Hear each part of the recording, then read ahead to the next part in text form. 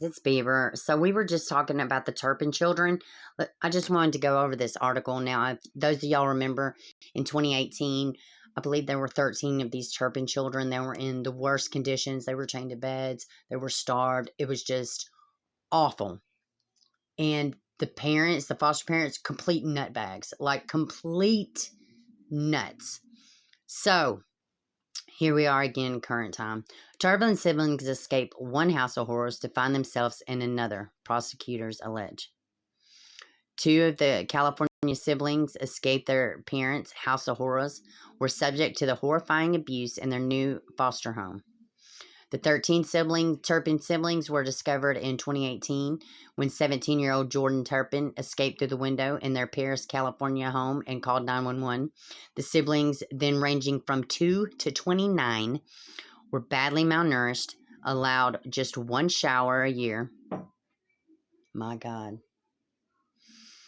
And sometimes chained to the bed or caged for weeks at a time. Their parents, David and Louise Turpin, were sentenced to 25 years. Yeah, so I don't reckon that they were fosters. I'm not sure, for some reason I was thinking that they were fosters, but they were not. They were sentenced to 25 years to life for their crimes against the children. Since escaping the parents' control, however, life has been brutally difficult for the Turpins. According to an ABC News report in 2021, although $600,000 in donations poured in for the Turpin siblings, get this, they haven't been able to access the money. At least 2 of the adult children have experienced homelessness. Can you imagine a more broken set of people? I mean, it just gets worse. They're living in crime-riddled neighborhoods. There's money for the education. There is money for education. They can't access it. Riverside County District Attorney Michael Hestron said that it's unimaginable to me that we could have the very worst case of child abuse I've ever seen, and then we'll be able to get together, give them their basic needs. New court documents have accused the Paris family of abusing 9 foster children, reportedly among them 5 members of the Turpin family. Marcelina and Rosa, I don't even care to learn their names, and another idiot, were charged with child cruelty, false imprisonment, and witness intimidation.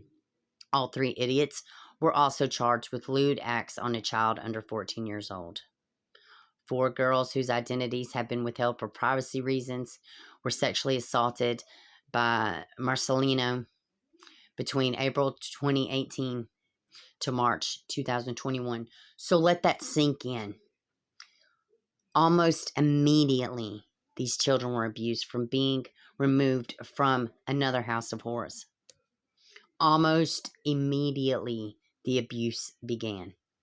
Regarding mental abuses, victims 3, 7, the Olgans were told / knew of the erroneous lifelong severe bruises the biological parents inflicted on the victims. 3 through 7, before agreeing to foster them immediately after being placed with the Olgans.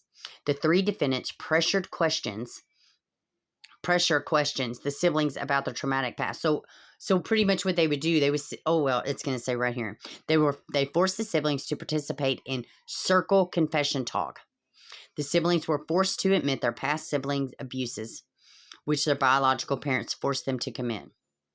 The Olgans told the siblings non-participation will result in not seeing or visiting their older siblings in the future. Can you imagine the one sense of home? Because listen, make no mistake about it, these kids found home within each other.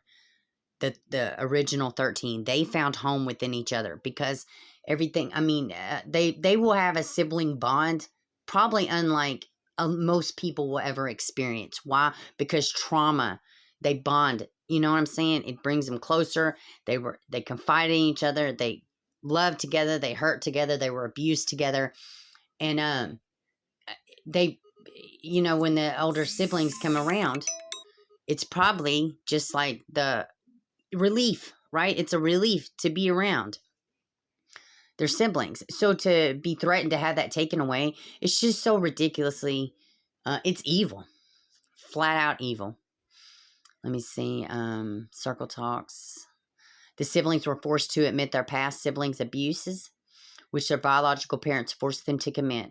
The affidavit continued. The Olgans told the siblings non-participation would result in them not seeing siblings in the future. The Olgans pleaded not guilty at the hearing Friday, which is a huge, like, come on. And there was other kids outside of the Turpin children, right?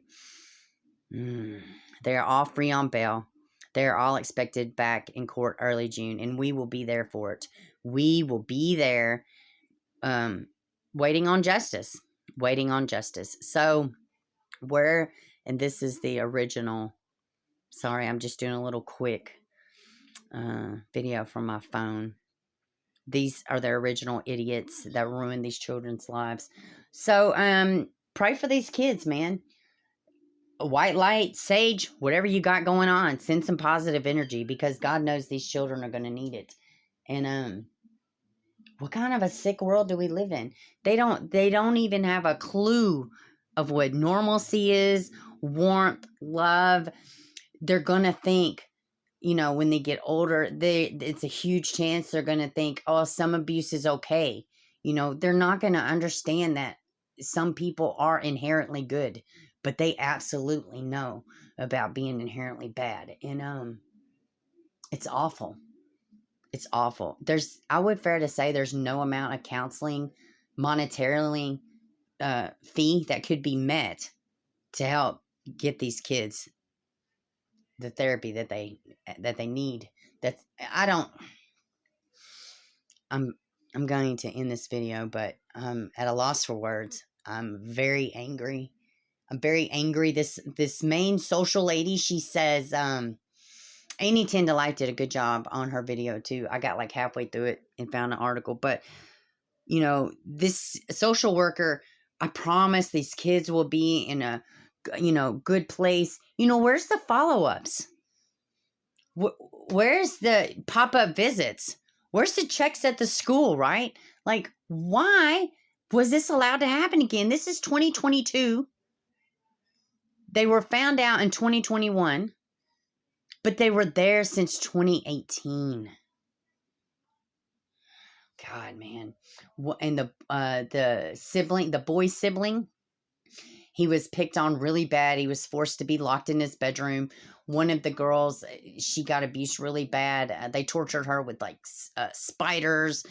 One of the girls, she was drugged so hard she had chunks missing out of her hair. Another kid was pushed down the stairs. She lost a front tooth. Like, on and on and on and on. It's too egregious. It's too sad. And God, man, just pray for this family. Y'all have a good one.